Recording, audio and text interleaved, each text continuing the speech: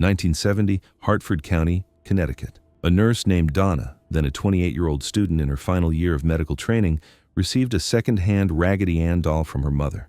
It was meant as a small comfort in the cramped apartment she shared with her roommate Angie.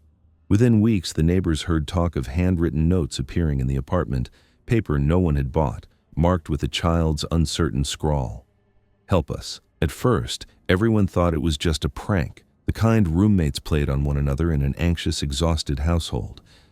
But the reports kept coming. When the Warrens finally collected the doll, they placed it behind glass, still framed there today, beside a wooden sign that reads, "Warning, positively do not open." Decades later, Hollywood would soften the story, replacing the fabric face with porcelain dread, but here the cloth smile remains, pale, sealed, and quietly unchanged. The first documented reference appears in the thin file kept by Officer S.J. Mancuso of the Hartford Police Department. Dated September 4, 1970, it logs a domestic disturbance, unknown activity, property damage. Donna and Angie's account matches that in interviews later archived by the Warrens. Furniture displaced, crumbs swept into piles, the doll discovered kneeling on the couch as though moved by unseen hands. The doll's legs could not bend. Still, photographs show it balanced upright. A neighbor, Lou Howe, former Air Force mechanic, testified that he once returned Donna's spare key after she misplaced it, only to find the doll on her bed, face up, different place every time. Skeptical, he laughed then. The report lists his statement under possible intruder dismissed. By October, notes appeared in graphite pencil on parchment paper the roommates never recognized. "Help Lou," one read. "Miss me," another. According to Donna's later statement to the Warrens, a local medium named Mrs. Eileen Moran visited on October 28, 1970. The seance transcript, 2 pages typed with water-damaged ribbon, introduces the name Annabelle Higgins, described as a 7-year-old girl who died accidentally on this property. Property maps confirm that before the complex was built, the land had been a modest farmhouse zone bordering Edison Road Cemetery. Death records list no Annabelle Higgins, though an Annabelle H. Hoffman, age 6 months, died nearby in 1942. Eileen maintained that the spirit asked to stay with me, Donna recounted in a 1971 interview. "I said yes, maybe I shouldn't have." Neighbors remembered candles burning into morning. From the building, janitor's log. Stray wax on carpet again. Room 2B enjoys games. By winter, the activity shifted. Lou awoke one night to what he later described in a police addendum. Pressure on chest, cloth arm near neck, real hand not visible. He shouted. Angie flicked on the light. The doll lay beside him. Medical exams noted shallow lacerations, 7 claw-like scratches, fading within 48 hours. Still, the Hartford Times coverage of December 3, 1970, filed it under human interest, college pranks. Headline: Medical students claim haunted toy. Every professional voice treated it with politeness, not belief. Even Donna, interviewed again in 1971, said, "I was tired. Maybe we all were." The first act closes as the roommates contact Father Hagen of St. Patrick's Parish. His note to the diocesan office remains preserved in the Warren Occult file. They are frightened. "I sense no deception." Father Hagen requested assistance from Father Cook, an Episcopalian exorcist permitted to consult across dioceses. His logbook, Taun Feb 1971, notes, "Apartment holds object possibly tied to infernal mimicry. Advised removal." He sprinkled holy water, pronounced a blessing, and instructed them to keep the doll out of reach. Accounts diverge. Donna swore noises ceased for 3 days. Lou claimed faint scratching persisted. Police officer Mancuso closed his log with, "No further disturbance." Yet by April, the priest received a letter from Donna's mother reporting renewed incidents. Cold air pockets, muffled sobbing from the doll's closet. On July 18, 1971, Ed and Lorraine Warren recorded their first field audio regarding Raggedy Ann Park Street apartment. The 47-minute reel survives in the Warren archive. Ed's voice begins analytical, listing environmental baselines. At mark 22:04, Lorraine interjects, "It wants recognition." They removed the doll, photographing the apartment for insurance and spiritual reference. Lorraine later said in a 1980 interview for Nesper newsletter, "It wasn't the toy that frightened me. It was how polite everyone remained while something pleaded to be real. For transport safety, the Warrens placed the doll in the back seat of their Chevrolet Vega and prayed. Brakes reportedly failed twice on Route 84. Ed sprinkled holy water, after which the trip continued without issue. Police incident card 51733 confirms roadside assistance logged that evening. Engine stall as overheated brakes, no mechanical failure found. The doll was placed on a chair in the Warren home. Within 2 days, their cat refused the hallway, and Lorraine heard soft shuffling beyond the study door. Visitors to the House Museum, pre-public era 1972, included trainee researcher Tony Spera, now museum curator, who observed the chair slightly rocking when no one stood near. Lorraine kept daily notes. 10 Aug 1972, cold from knees down when approaching case, photographic film fogging repeatedly. Critics point out that Jim Rinaldi, photographer for Bridgeport Post, later admitted his camera jammed because of incorrect exposure settings. Yet he still signed his witness statement. "I can't explain why my hands shook. Because lay blessing failed, Father Cook assisted in a house cleansing on 16 Aug 1972. He later wrote that on his drive home, the steering wheel locked, nearly resulting in collision. Entry numbered 28 in his parish. Diary. Warn them to secure the toy behind glass."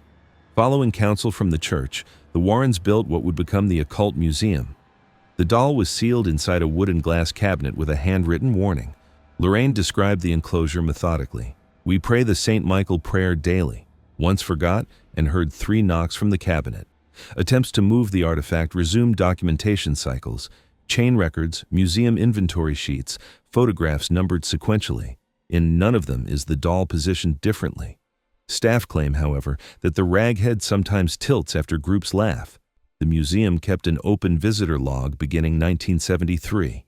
Entry 43 records 2 young men, later identified as motorcyclists who mocked the warnings tapping the glass.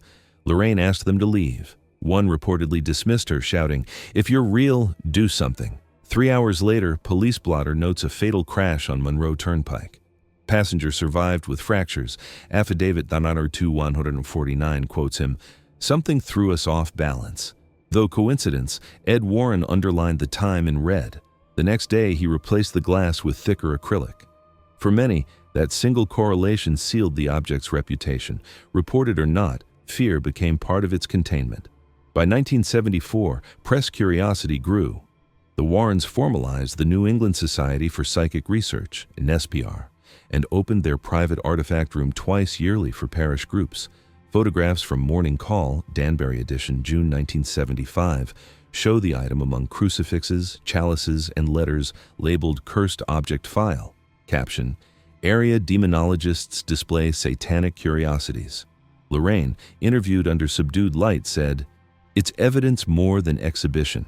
Yet the photo's composition, gloved hands, flash glare on the glass, rendered it cinematic long before Hollywood arrived. For every skeptic who laughed, 2 others wrote afterward describing nightmares. Their correspondence remains bundled with elastic in museum drawers, handwriting tense, uncertain. "We visited. The doll watched me." 1976 saw a small theological review in St. Anselm Quarterly. Spiritual infiltration through familiar object, referencing the Annabelle case without surname. Professor John Kane, Fordham U., called it human projection on the innocent face of childhood merchandise, yet acknowledged measurable psychosomatic aftereffects among believers. Simultaneously, NSPR's logs detail 47 visitors reporting chills, camera malfunction, or fainting near the cabinet. Documentarians later criticized the Warrens' private control of evidence, but supporting testimonies multiplied. Father McKenna affirmed the presence of residual pressure, bitter scent, and air temperature dropped to 10 degrees Celsius in room, despite heating. Institutions reacted quietly. By 1978, some New England parishes prohibited blessed items from being displayed publicly, referencing recent Connecticut incident. The ripple shows in diocesan memos kept at Hartford Archive Box 8047. In 1979, researcher Brad Steiger included the account in Real Ghosts, Restless Spirits. Around 1980, Lorraine Warren consulted on the Conjuring Case Files lectures, seeds later adapted by screenwriters decades later. Hollywood, craving icons, transformed the fabric doll into porcelain terror. Producers cited visual fear recognition.